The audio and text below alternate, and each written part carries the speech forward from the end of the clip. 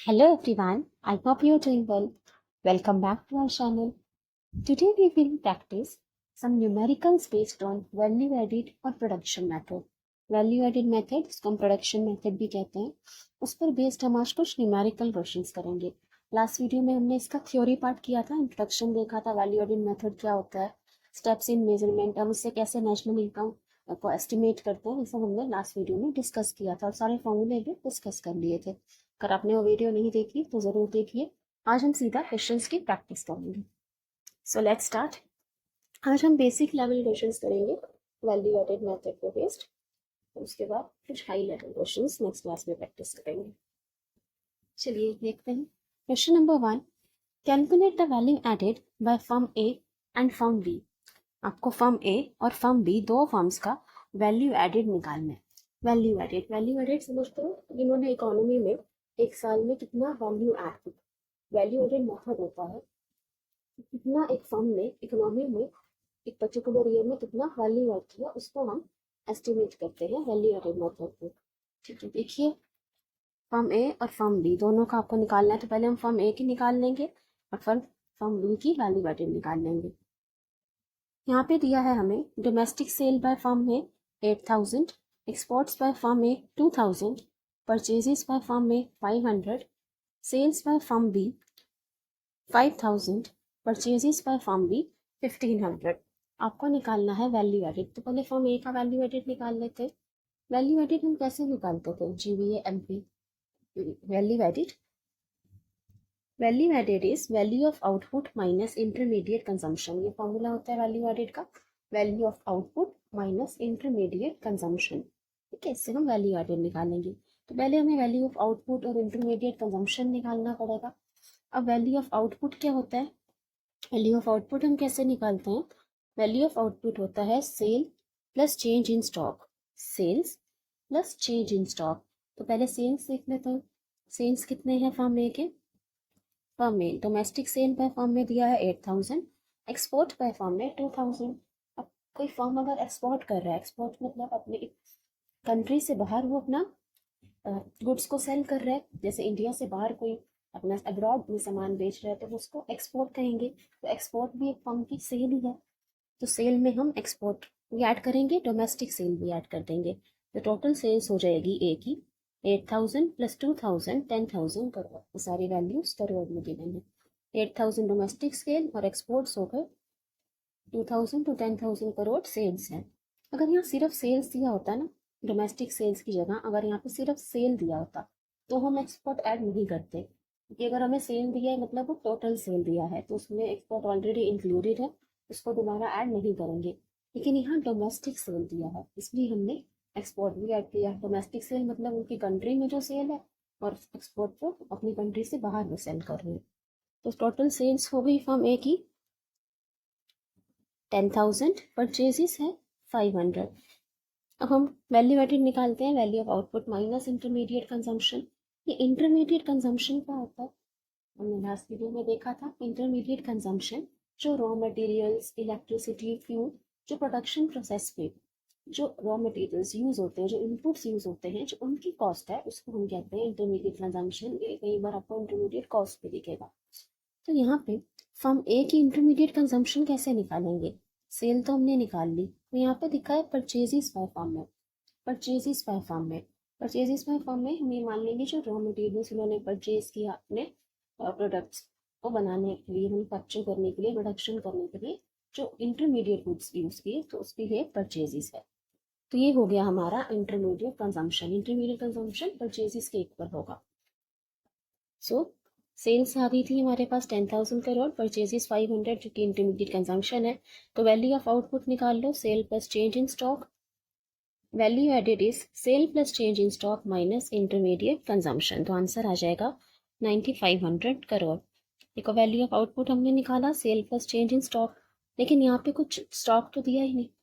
Stock तो दिया ही नहीं है, सेल चेंज इन स्टॉक के बारे में क्लोजिंग स्टॉक, ओपनिंग स्टॉक कुछ भी नहीं दिया.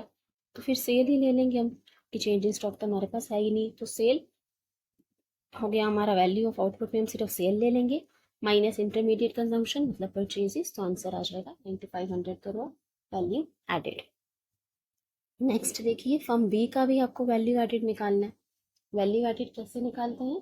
Cell plus change in stock minus intermediate consumption, मतलब value of output minus intermediate consumption, और वैल्यू ऑफ आउटपुट होता है sale plus change in stock. तो हम इसको कह सकते हैं sale plus change in stock minus intermediate consumption. ठीक है, तो यहाँ पे वैल्यू एडेड देखिए, फर्म बी का कितना होगा? फर्म बी की सेल्स कितनी है? 5000। हम यहाँ सिर्फ सेल्स दिया हुआ है, हमें डोमेस्टिक इंटरनेशनल कुछ नहीं दिया, सिर्फ सेल्स है। तो sales by firm B 5000 minus जो परचेजेस है फर्म बी, वो इंटरमीडिएट कंजम्पशन हो गया, तो 3500 करोड़ आंसर आ गया आपका फर्म बी का वैल्यू एडेड, ये फर्म ए का वैल्यू एडेड। तो हमने वैल्यू एडेड निकाल लिया by firm A and firm B. ठीक है, वैल्यू एडेड होता है value of output minus intermediate consumption जो परचेजेस है। वैल्यू ऑफ आउटपुट हम निकालते हैं sale plus change in stock. इस क्वेश्चन में स्टॉक का कुछ गिवन ही नहीं था, इसलिए हमने सिर्फ सेल को दिया। और क्वेश्चन देखते हैं। Next question, calculate NBFC. यहाँ पे आपको एनबीएफसी निकालना है, net value added at factory cost. अच्छा, अब एक बार ध्यान रखना, हमने देखा था लास्ट में क्वेश्चन में VA is equal to DP. अगर आपको दिखे ना जैसे एनबीएफसी, तो ये एनडीपीएफसी ही है। अगर एनबीएफसी कहीं पर लिखा गया तो आपको जीबीएफसी लिख रहा है, उसका मतलब वो जीडीपीएफसी, और यहाँ पे ये एनडीपीएफसी के इक्वल ही है NBFC. VA is equal to TP, value added is equal to domestic product. ठीक है, तो इन दोनों में कोई डिफरेंस नहीं है। अब यहाँ पे हमें एनबीएफसी निकालना है। तो यहाँ पर आपको गिवन है जीएसटी 25, ये सारी वैल्यूज करोड़ में है, depreciation 5, closing stock 10, corporate tax 15, opening stock 20, sales 540 and purchase of raw materials 140। तो पहले हम एनबीएफसी तो ठीक है, लेकिन पहले हम अपना वैल्यू एडेड निकालेंगे जीवीएमपी। जीवीएमपी होता है वैल्यू एडेड। तो जीवीएमपी हम कैसे निकालते हैं? Sale plus change in stock minus intermediate consumption. हमें सेल्स गिवन है 540 plus change in stock. Change in stock मतलब closing stock minus opening stock. Change in stock कैसे निकालते हैं? Closing stock minus opening stock. तो यहाँ पे क्लोजिंग स्टॉक लिखा 10 माइनस ओपनिंग स्टॉक 20।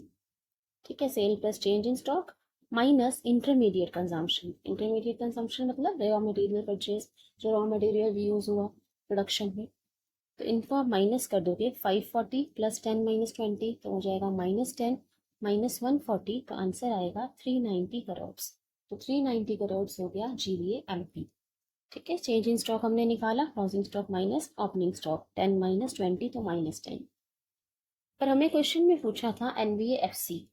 अब एनबीएफसी कैसे निकालेंगे? देखो, एनबीएफसी कहो या एनडीपीएफसी कहो, एक ही बात है, वैल्यू एडेड डोमेस्टिक प्रोडक्ट के इक्वल है। तो जैसे हम एनडीपीएफसी कैलकुलेट करते थे ना, वैसे ही हम एनबीएफसी निकालेंगे। वो कैसे? जीवीएमपी, इसको हम जीडीपीएमपी भी कह सकते हैं। जीवीएमपी में से डेप्रिसिएशन माइनस किया, क्रॉस में से डेप्रिसिएशन माइनस करोगे तो आपके पास नेट आ जाएगा, नेट वैल्यू आ जाएगी। फिर इसमें जीएसटी माइनस किया। जीएसटी हम नेट इनडायरेक्ट टैक्स माइनस करते हैं, इनडायरेक्ट टैक्स माइनस करते हैं मार्केट प्राइस से। जब हमें फैक्ट्री कॉस्ट में जाना हो तो नेट एनआईटी माइनस करते हैं, नेट इनडायरेक्ट टैक्स। अब यहाँ पे नेट इनडायरेक्ट टैक्स नहीं दिया हुआ, जीएसटी गिवन है, और जीएसटी भी इनडायरेक्ट टैक्स होता है, जीएसटी इनडायरेक्ट टैक्स है, तो इसको हमने माइनस कर दिया। तो आंसर आ गया आपके पास 360 करोड़ एनवीएफसी।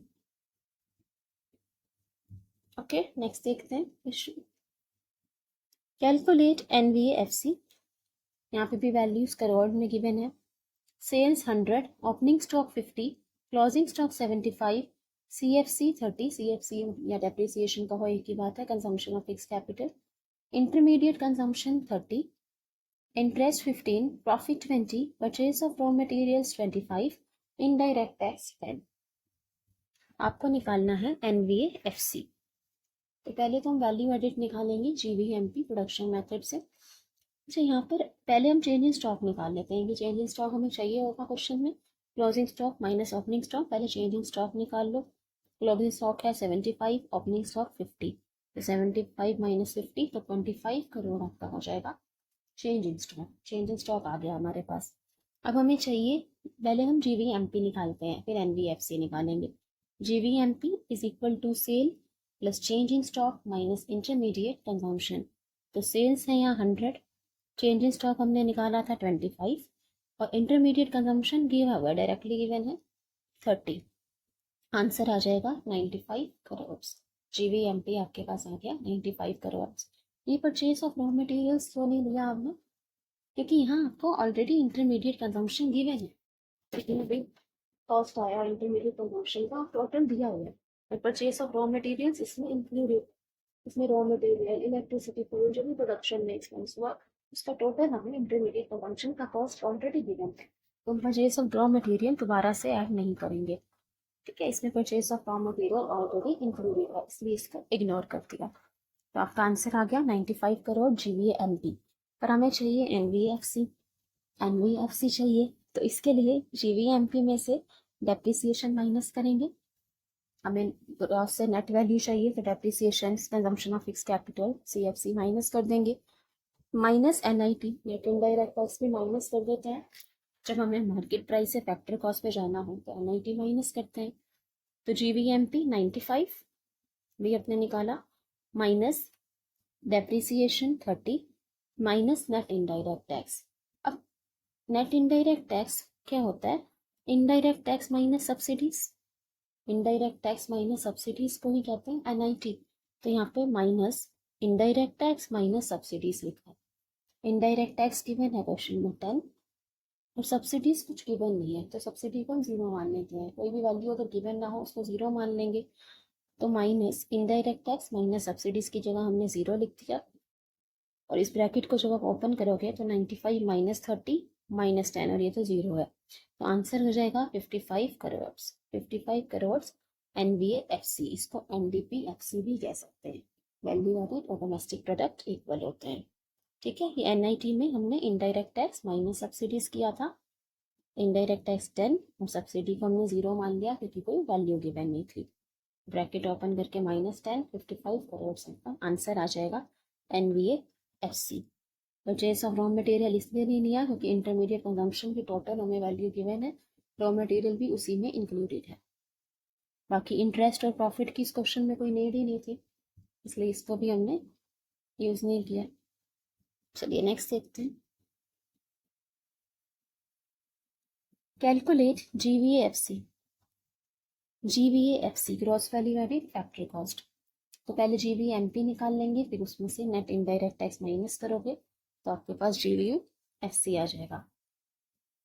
वैल्यू करोड़ में गिवन है, sales 200, interest 100, subsidies 50, change in stock 50। या हमें चेंज इन स्टॉक दिया है तो क्लोजिंग माइनस ओपनिंग नहीं करना, सीधा चेंज इन स्टॉक दिया है।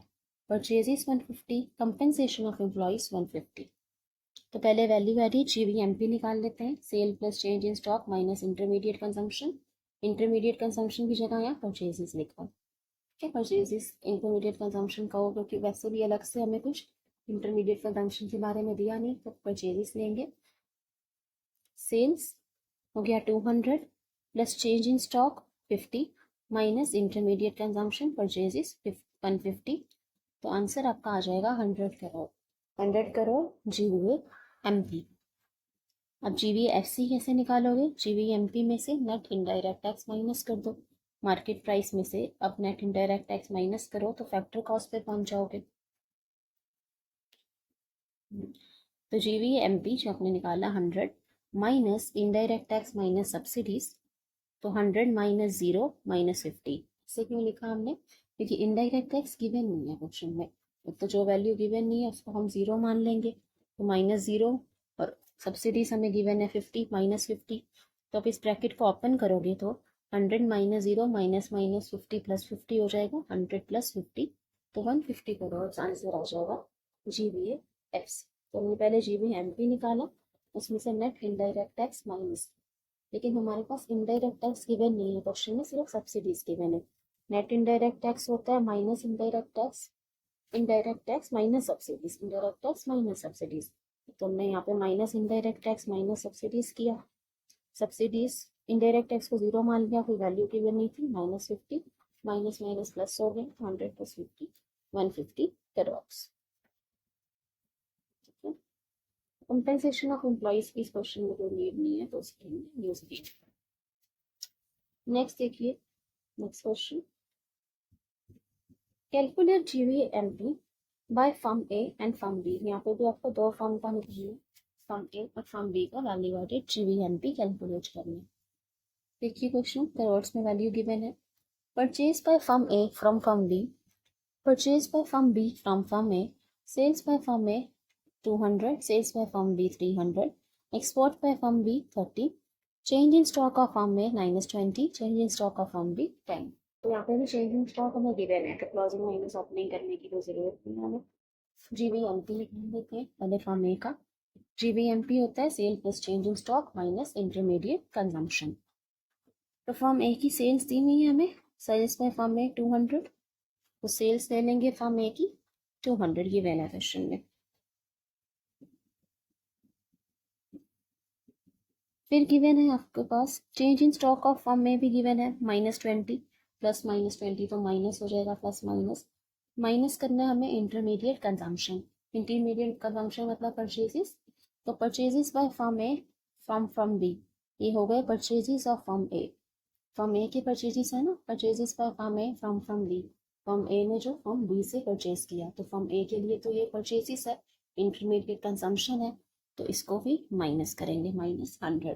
तो 200 -20 -100, आपके पास आंसर आ जाएगा 80। 180 -100, 80 करोड़ आंसर आ जाएगा GVMP फर्म ए का। अब हम फर्म बी का GVMP कैसे कैलकुलेट करेंगे? फर्म बी का GVMP sale plus change in stock minus intermediate consumption. Sales है फर्म बी की 300। अब यहाँ पे देखो एक्सपोर्ट बाय फर्म बी दिया है 30, तो क्या हम एक्सपोर्ट को ऐड करेंगे? एक्सपोर्ट को ऐड नहीं करेंगे। अगर यहाँ डोमेस्टिक सेल दिया होता जैसे फर्स्ट क्वेश्चन में था, तो हम एक्सपोर्ट ऐड करते, लेकिन यहाँ sales by firm B, total sales आपको ऑलरेडी गिवन है, इसमें एक्सपोर्ट भी इंक्लूड होगा। जितना भी फर्म बी ने सेल किया, चाहे वो अपने कंट्री में किया हो, चाहे किसी और कंट्री में एक्सपोर्ट किया हो, तो टोटल सेल्स ऑलरेडी गिवन है, उसमें हम दोबारा एक्सपोर्ट को ऐड नहीं करेंगे। ठीक है, सो सेल्स 300, ठीक है, ये हमें नहीं चाहिए। Sales 300 plus change in stock 10 given है, minus intermediate consumption. Intermediate consumption मतलब जो फर्म बी ने परचेजेस की, purchase by firm B from firm A. Intermediate consumption में परचेजेस इसलिए ले रहे हैं प्योर हमें कुछ गिवन ही नहीं है। अगर अलग से इंटरमीडिएट कंजम्पशन दिया होता तो हम वही वैल्यू देते जब हमने क्लास क्वेश्चन में किया था, लेकिन यहाँ हमें सिर्फ परचेजेस ही गिवन है, तो हम उसकी वैल्यू ले रहे हैं। तो इंटरमीडिएट कंजम्पशन फर्म बी की कितनी है? Purchase by firm B from firm A, ये है जो फर्म बी ने परचेज किया, तो 150 इंटरमीडिएट कंजम्पशन हो गया फर्म बी का। So sale plus change in stock minus intermediate consumption, 300 plus 10 minus 150, 310 minus 150 का आंसर आ जाएगा 160 करोड़। तो ये GVMP हो गया फर्म ए का 80 करोड़ एंड फर्म बी का 160 करोड़। ठीक है, नहीं तो इजी था, sale plus change in stock minus intermediate consumption.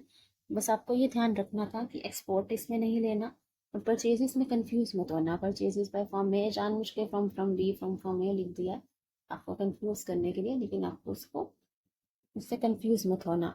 और ऐसा ये मत सोचना जैसे purchase by firm A from firm B लिखा है, मतलब फर्म ए के लिए तो ये परचेजेस है, पर फर्म बी के लिए तो सेल है, फर्म बी के लिए तो ये सेल है, और purchase by firm B from firm A. अब फर्म बी के लिए ही परचेज है, लेकिन फर्म ए के लिए तो ये सेल है। तो क्या हम सेल में इसको भी इंक्लूड करेंगे? जब हम सेल बाय फर्म ए और फर्म बी लिया, हमने इसको इंक्लूड नहीं किया, क्योंकि हमें टोटल सेल्स ऑलरेडी गिवन है, तो हमें ये वाली सेल्स को दोबारा ऐड करेंगे उसमें, तो ये ऑलरेडी इंक्लूडेड है, तो डबल ऐड हो जाएगा, डबल काउंटिंग हो जाएगी, इसलिए हम उनको इंक्लूड नहीं किया। सेल्स हमें ऑलरेडी गिवन थी, तो ये वाली सेल्स को हमने इसमें ऐड नहीं किया। Purchase by firm A from firm B, firm A के लिए ये परचेज है, फर्म बी के लिए तो सेल है, लेकिन हमें टोटल सेल फर्म बी की ऑलरेडी गिवन है, total sale of firm A की ऑलरेडी गिवन है, तो इसलिए इस वाली सेल को दोबारा इंक्लूड नहीं करेंगे।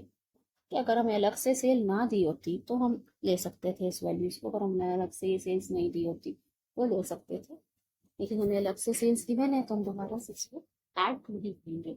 इस चीज में कंफ्यूज मत होना। नेक्स्ट देखिए, last question, calculate GVA MP। GVA MP, बहुत सिंपल है, वैल्यू एडेड ही निकालना है आपको, जीवीएमपी।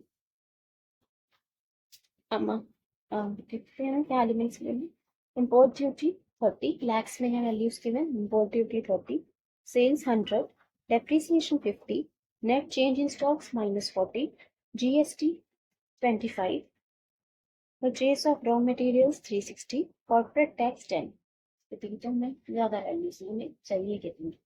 जीवीएमपी कैसे निकालते हैं, sale plus change in stock minus intermediate consumption. Sales की है 800, change in stock भी given है, net change in stock -40, change in stock, intermediate consumption मतलब purchase of raw materials ये भी given है, it was 800 -40 -360, तो आपके पास आ जाएगा 400 lakhs आंसर। सिंपल है, बाकी इनकी जरूरत ही नहीं थी, इम्पोर्ट ड्यूटी डेप्रिसिएशन में चाहिए ही नहीं, ग्रॉस वैल्यू निकालनी है। GST goods and services tax, indirect tax, उसकी भी जरूरत नहीं थी क्वेश्चन में, क्योंकि हमें एफसी फैक्ट्री कॉस्ट निकालना नहीं, एमपी पे भी कैलकुलेट करना है, कॉर्पोरेट टैक्स भी नहीं चाहिए, तो ये हमें सबको एडिशनल दी हुई थी। आपको बस जीवी एमपी निकालना था, sale plus trading stock minus intermediate consumption, direct given था, सॉल्व कर लोगे। बच्चा ये क्वेश्चन देख के कंफ्यूज हो जाएगा कि इसमें इम्प्योर ड्यूटी का क्या करना है, कॉर्पोरेट टैक्स का क्या करना है, इसमें डेप्रिसिएशन भी है, सेल्स भी है, तो कई बार एग्जाम में उसको स्किप ही कर दोगे, इतना कुछ दिया हुआ है इस क्वेश्चन में तो टाइम बन जाए। लेकिन हमें ये सब वैल्यूज के लिए नहीं है, हमें जीवी एमपी के लिए बस sale change stock intermediate consumption चाहिए, वो डायरेक्टली तो जब तक थोड़ा कंफ्यूज करने के लिए ये सब वैल्यूज की मैंने आपको इग्नोर करनी थी। So thank you everybody. Thanks for watching.